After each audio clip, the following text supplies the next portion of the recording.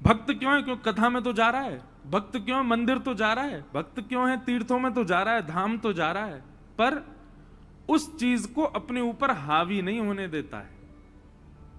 जैसे आजकल इन भक्तों की ज्यादा संख्या हो गई है, वृंदावन में भीड़ बहुत हो रही है, तीर्थों में भीड़ बहुत हो रही है, महाकाल चले जाओ, ओहो महाराज कितनी भीड़, लंबी लाइन लगी है। सब मंदिरों में भीड़ तो बढ़ गई है, पर यदि अगर देखा जाए, किसी की निंदा नहीं है, पर अधिकतर संख्या किसकी है? तामसियों की है। कोई व्यक्ति वृंदावन से आता है तो मुझे बड़ी चिड़चिड़ाहट होती है। कब? जब वो ऐसी बात करता है।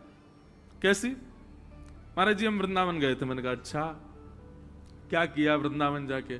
वृंदावन गए, सबसे पहले महाराज जी वहां पर जो है जा करके हमने और बढ़िया लस्सी पी और आलू की टिक्की खाई, पेड़ा लेकर के आए, और महाराज जी वहां पे हमने राधा राधा ऐसे लिखवा लिया था यहाँ पे।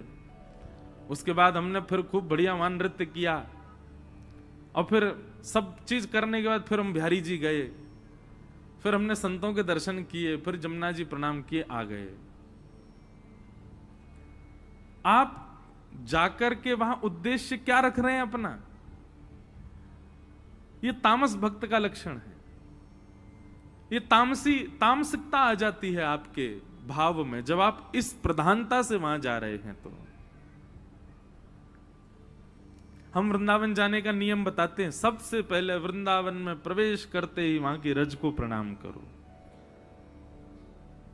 पंचायतन है वृंदावन के पहले 5।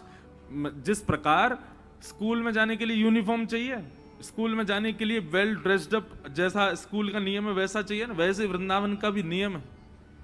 सबसे पहले वृंदावन की रज को प्रणाम करके माथे से लगाओ, उसके बाद वृंदावन के वृक्षों को हृदय से लगा करके उनको प्रणाम करो, फिर किसी ब्रजवासी के घर की मधुकरी पाकर के ब्रजवासी को प्रणाम करो।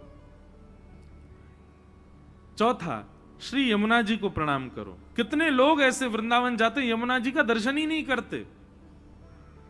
यमुना जी को प्रणाम करो, और फिर 5वें श्री गोपेश्वर महादेव को प्रणाम करो।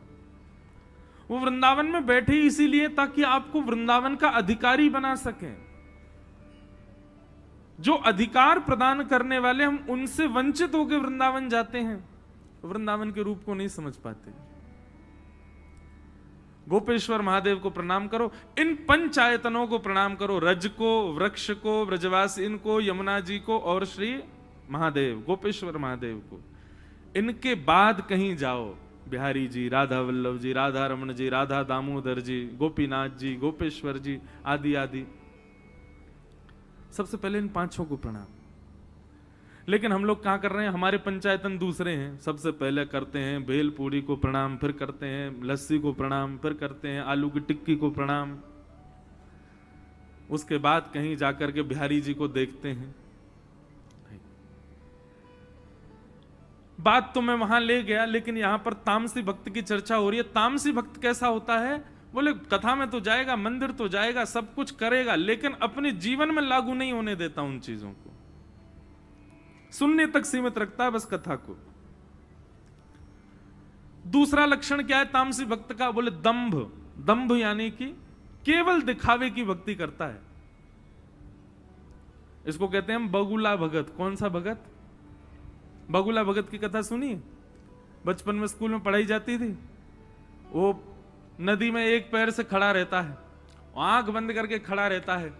मछलियां कहती हैं ओह बगुला बाबा आए, अरे हमारे यहाँ कुछ सिद्ध संत आए हमारी नदी में, आओ चलो प्रणाम करें सब सखियों। सारी मछलियां प्रणाम करने के लिए जाती हैं, जय हो सिद्ध संत। कोई तपस्या कर रहे हैं महाराज। इतने में ही बगुला एक आंख खोल करके देखता है, उनमें से मोटी सी मछली को तुरंत चोंच मार करके मुंह में ले लेता है, फिर तप में बैठ जाता। बगुला भगत। तो ऐसे ही बगुला भगत मतलब दंभ, केवल दिखा रहे हैं, दिखावे की भक्ति। और आजकल तो ये बहुत ज्यादा हो गई है, बिना दिखावे के तुम्हारा काम ही नहीं चल रहा है। तामसी भक्त का लक्षण क्या है? वो दिखावा करता है, वो दिखाता है कि देखो मैं भक्त हूं। तीसरा लक्षण बताया मात्सर्य में बाबा। मात्सर्य मतलब पहले दिन भी कथा में बताया गया, दूसरे के प्रति ईर्ष्या। अपने दुख से दुखी कम है, दूसरे के सुख से ज्यादा दुखी है। वो इतना सुखी क्यों है? और इसीलिए वो गणेश जी के पास, महाकाल भगवान के पास जा रहा है, क्योंकि वो सुखी क्यों है? नाथ मैं क्यों नहीं हूं? हे महाकाल भगवान, आपने पड़ोसी पे बहुत कृपा कर रखी है, उसके यहां बहुत बढ़िया चल रहा है सब कुछ, हम पे कब करोगे नाथ? दूसरे के प्रति ईर्ष्या की भावना रख के जो ठाकुर जी की शरणागति में जाता है, शरण में जाता है, तो ये लक्षण जिसमें है वो तामसी भक्त है। भगवान कहते हैं वो मुझको बिल्कुल प्रिय नहीं। पहले दिन की कथा सुनने से व्यक्ति के हृदय का तामस नष्ट हो जाता है, तामसिकता खत्म होती है। दूसरे भक्त कौन से होते हैं? तब भगवान कहते हैं राजस भक्त। बोले राजस भक्त का लक्षण क्या होता है? तब भगवान कहते हैं कि विषयान विसंधाय यश ऐश्वर्यमेव वा अर्चादावर्चयद्यो माम पृथक भावस राजस। राजस भक्त का लक्षण क्या है? बंधुओं देखो, अगर आप तामसी हो तो आपका संकल्प है कि आपको राजस बनना है। कहीं आप राजस हो तो आपका अगला स्टेप है कि आपको निर्गुण बनना है। और अगर आप निर्गुण में हो तो आपको राजस हो तो आपको सतोगुणी बनना, और सतोगुणी हो तो आपको निर्गुण बनना है। इसलिए जिन जिन भावों को आप यहां सुन रहे हैं, अपने आप पहचान जाइए आप कौन से हैं, और उस भाव को ठीक करने का प्रयास करो। राजस भक्त का लक्षण क्या है? तब भगवान कहते हैं सबसे पहली बात, विषय। बिना किसी विषय के मेरे पास कभी नहीं आता, बिना किसी कामना के रहित तो कभी आ ही नहीं सकता। वो कामना से ही आएगा मेरे सामने,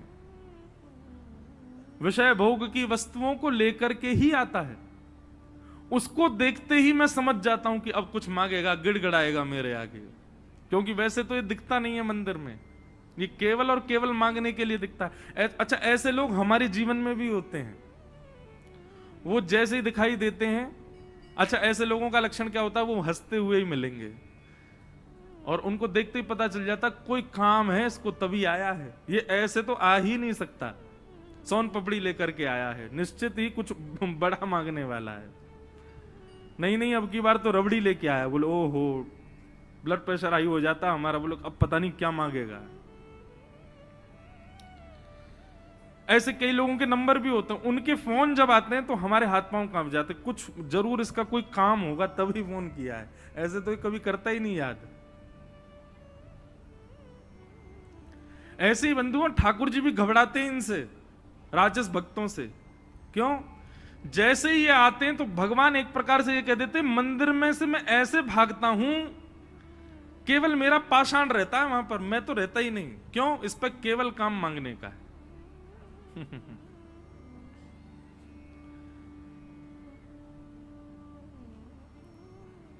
मैया मुरादें पूरी कर दे, हलवा बांटूंगी।